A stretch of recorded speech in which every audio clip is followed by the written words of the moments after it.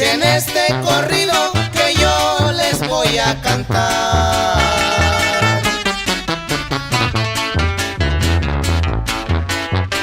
Una historia conocida yo les voy a relatar.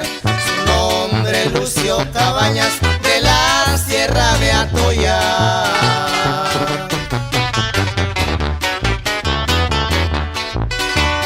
En la República entera Cabañas es perseguido.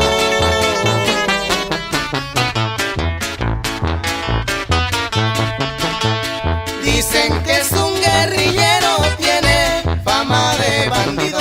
Si todo esto fuera cierto, debe tener sus motivos.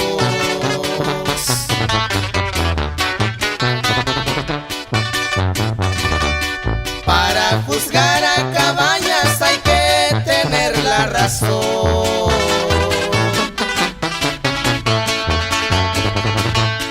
Un hombre que tiene garra debe tener convicción al defender a su pueblo con todo su corazón.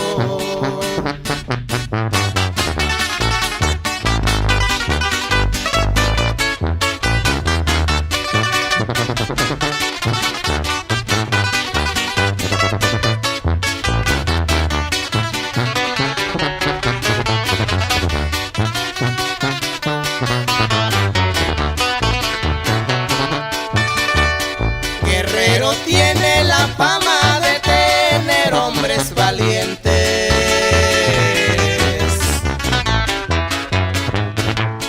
Ahí está Lucio Cabañas para defender a su gente, el sucesor de Genaro, aquel guerrero valiente.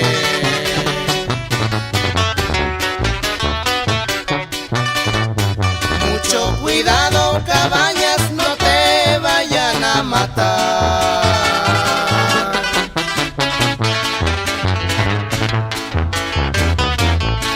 Recuerda lo de Genaro, eso te puede pasar.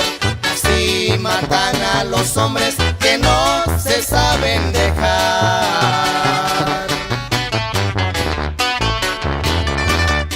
Ya con esta me despido de todo el público entero.